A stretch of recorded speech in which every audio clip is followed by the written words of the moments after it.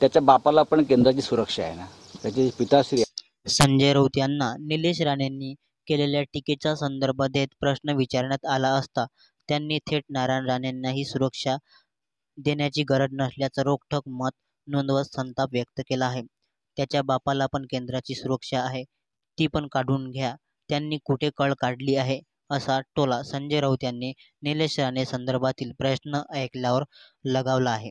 शरद पवार यांच्या सारख्यांवर असं बोलणाऱ्या लोकांना गृहमंत्री आवरू शकत नसतील तर त्यांना केंद्र सरकारबद्दल विश्वास काय आहे, असा प्रश्न निर्माण होत असल्याचं संजय राऊत म्हणाले. शरद पवार यांच्या सारख्या नेत्याबद्दल असं बोललं जात असताना देवेंद्र फडणवीस तोंड शिवून बसले आहे का, असं म्हणत संजय राऊतांनी नाराजी व्यक्त केली आहे. कशी करावी आणि जर तुमच्याकडे अशी काही नोंद असेल तर तुम्ही ती महाराष्ट्रासमोर आणावी.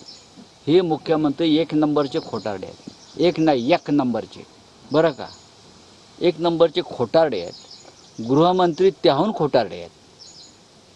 त्यांनी महाराष्ट्राला का मूर्ख समजलंय का? आम्ही विरोधकांना काय एवढीच काम आहेत?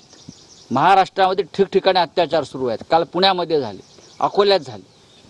काय करतात मुख्यमंत्री? शरद पवारांनी सुरक्षेवरून आता नितेश राणेंनी टीका केलेली आहे. त्यांनी म्हटलंय की फक्त कळ काढत बसलं तरी जेटला सुरक्षा मिळते. नेमकं चाललं काय नेमकं? त्याच्या बापाला पण केंद्राची सुरक्षा आहे ना, त्याचे पिताश्री आहेत, ते काढून घ्या ना. त्याने कुठली कळ काढली? बरं का, हे अशा लोकांना गृहमंत्री आवरू शकत नसतील शरद पवारांसारख्या ज्येष्ठ नेत्यांवर.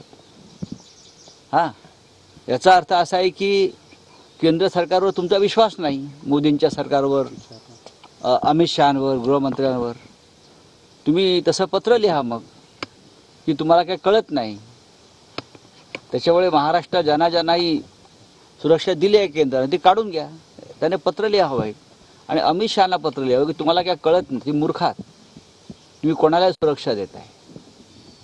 शरद पवारांसारख्या नेत्यांवर तुम्ही अशा प्रकारची भाषा करता आणि देवेंद्र फडणवीस राज्याचे मुख्यमंत्री तोंड शिवून बसलेले आहेत. सर, रेखा सकटच्या आश्रमातून 2 महिलांना सुटका मिळालेली आहे सेक्स स्कॅन्डलच्या संदर्भात. कुठल्या? रेखा सकटला.